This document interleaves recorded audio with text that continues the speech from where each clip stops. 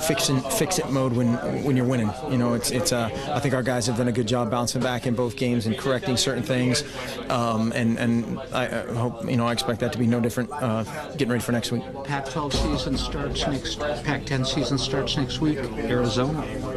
Yeah, I haven't thought about it at all. We, are wholly focused on Tennessee Tech this last week, and obviously, have seen the scores of the Arizona games and all that stuff, but I couldn't tell you one thing about them.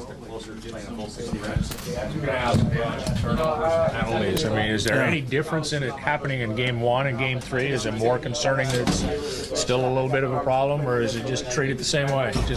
Yeah, we just have to coach through things. We've made a lot of uncharacteristic mistakes that way. The turnovers are very correctable. We had some route issues and some decision issues, and that's very, very fixable. And again, it's kind of good to be in that the repair mode with a win, and being able to learn from those kind of things. But again, played every single person that was eligible, and so that's a good situation to teach from. Exuberance of youth kind of thing, do you think? With sure. There's so many times when that happens. There's guys out there that haven't played in 2 years. A guy from his senior in high school and then red shirts, and then was out there for the first time, and believe it or not, we're not perfect, coaches and players alike, and so those guys, that kind of stuff happens.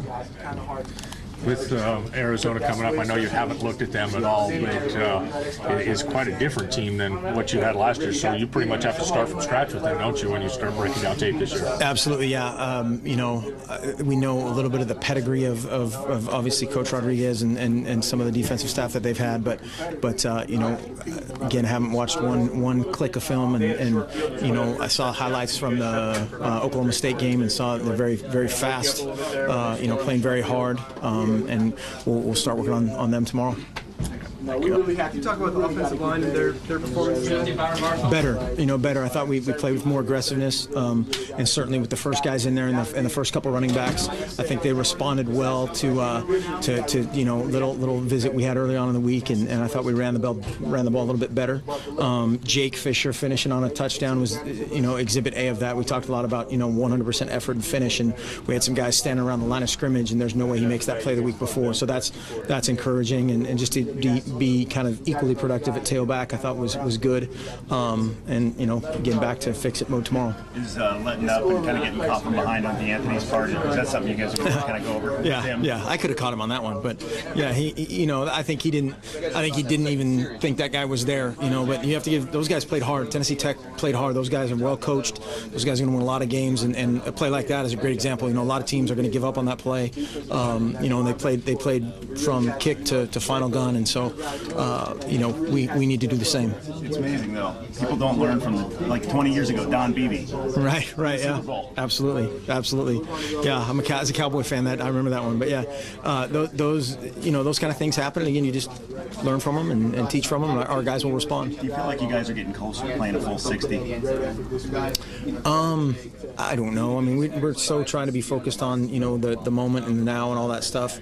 We don't really think of it that way. I think we'll get ready for Arizona, and we need to get ready for every second of every day. I mean, that it's just kind of our deal. What did you see from Brian that you didn't see in week 1?